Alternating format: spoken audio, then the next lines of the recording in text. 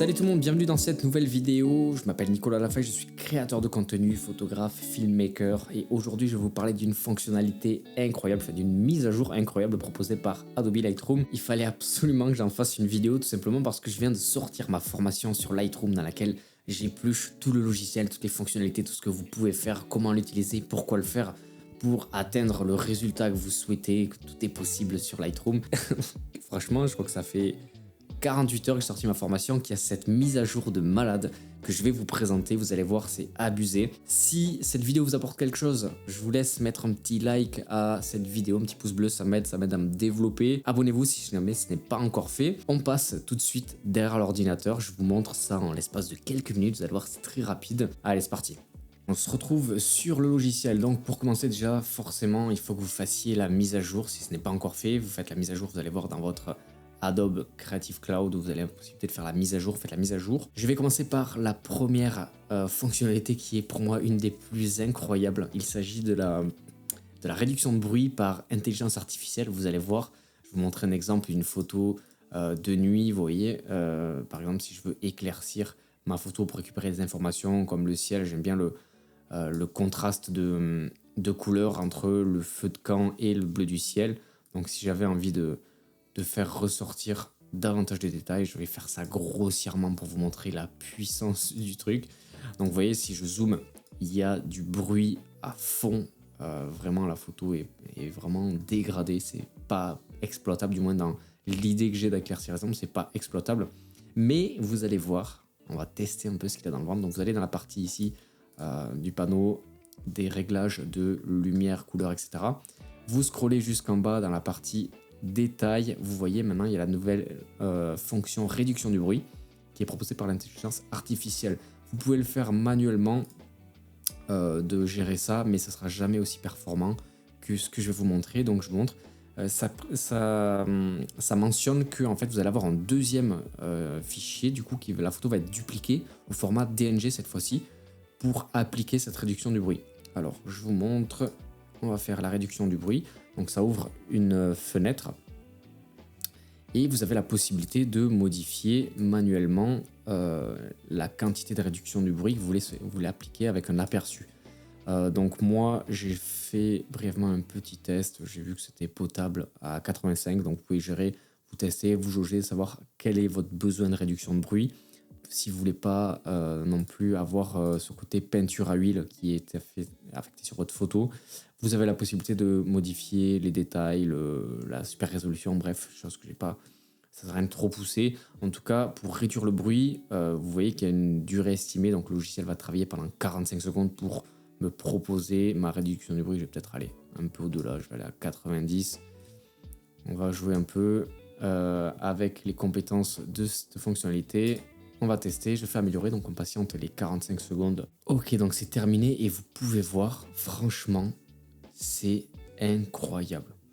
Regardez ça un peu, si je zoome dans l'écran, bon, il y a un petit effet peinture à huile qui peut être fait quelque part, à quelques endroits. Si on zoome beaucoup, il y a quelques petits défauts visibles ou quoi.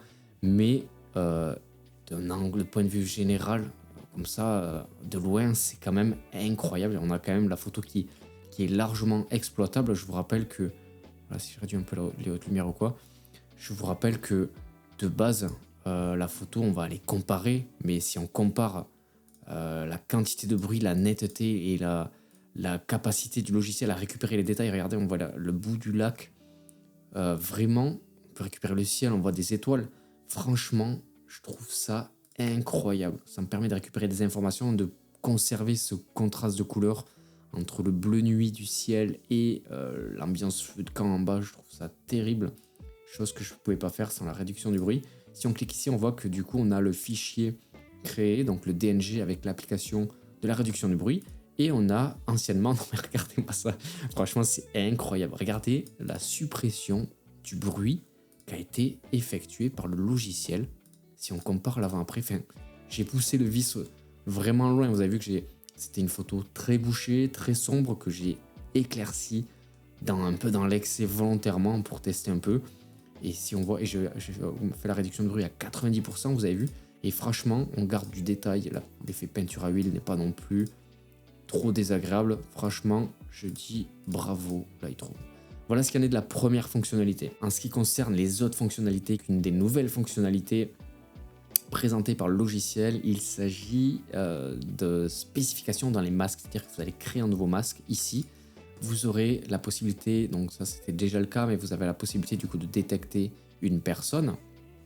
Mais le plus aujourd'hui, c'est une fois que vous avez la personne qui est détectée, donc vous voyez que le masquage est très bien fait par le logiciel, vous appuyez et maintenant vous avez la possibilité de sélectionner une zone spécifique de votre personne qui a été sélectionnée. Alors regardez-moi ça, les compétences du masque automatique proposé par Lightroom. Donc là, c'est ce qu'il y avait de base récemment, c'était une mise à jour récente, mais avec un très bon détourage. Et aujourd'hui, on peut maintenant, regardez-moi ça, la capacité que le masque automatique a de détecter les zones. On voit la peau du corps, on voit les sourcils, les sclères de l'œil.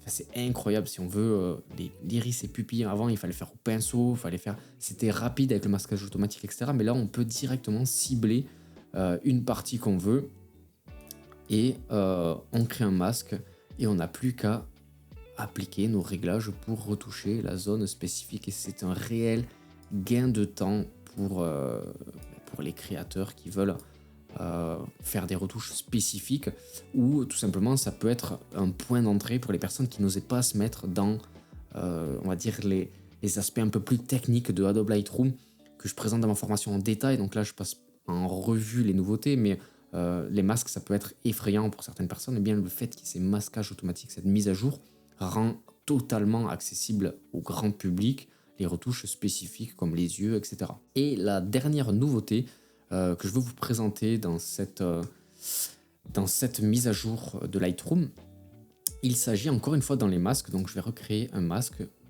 sur ma personne. Je crée un masque sur ma personne. Et la grande nouveauté qui est trop bien, qu'il n'y avait pas avant, il s'agit de la courbe à points sur les masques. Avant, on pouvait faire tous les réglages de lumière, de couleur, etc.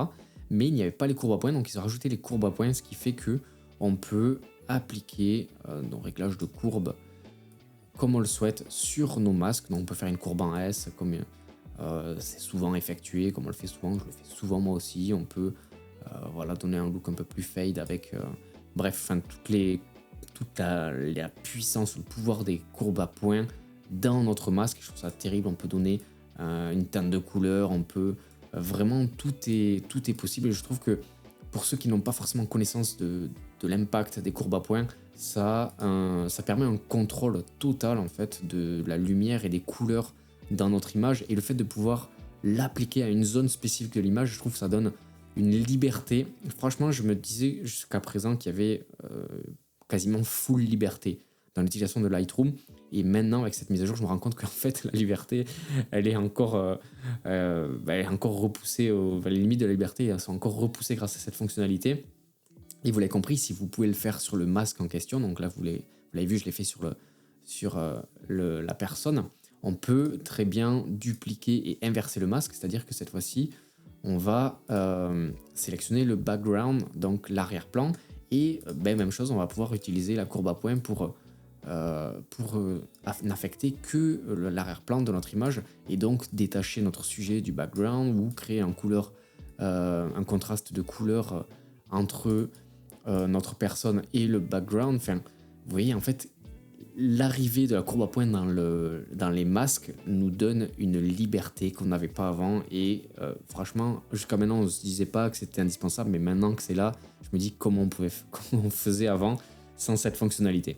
Donc j'espère que ça vous a plu. Encore une fois, je ne rentre pas dans les détails des masques, de comment les créer, comment les faire, pourquoi, etc. parce que c'est une notion que j'aborde entièrement, masque par masque, fonctionnalité par fonctionnalité, que ce soit les objets pinceaux, dégradé linéaire, dégradé radial, gamme de couleurs, de luminance, sujet, ciel, arrière-plan. Ce sont des choses que j'aborde point par point en détail dans ma formation sur Lightroom, et ce n'est pas le cœur de cette vidéo. Moi, je vais vous présenter ces nouveautés qui vont révolutionner mon confort quotidien de retouche, et j'espère que ce sera le cas pour vous. Bon, j'espère que cette vidéo vous aura plu, vous aura servi, j'espère que ça va améliorer votre confort quotidien dans l'utilisation de Lightroom. Si jamais ça vous intéresse, si jamais vous souhaitez développer vos compétences de retouche photo, ou de photos de manière générale, je vous laisse aller voir dans la description pour mes formations, que ce soit la formation pour apprendre la photo prise de vue, que ce soit la formation retouche photo avec Lightroom, ou peut-être les deux. Il y a des modules adaptés à tous, toute la théorie des couleurs qui est abordée pour vraiment savoir comment retoucher, pourquoi le faire, pour avoir connaissance de tous les aspects de la retouche photo avec et hors logiciel.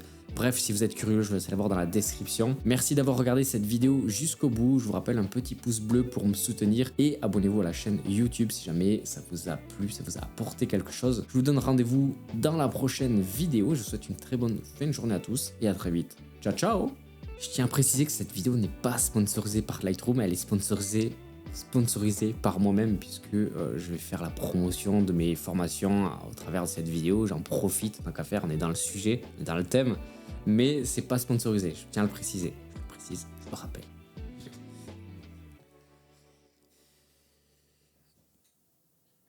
Ciao, ciao!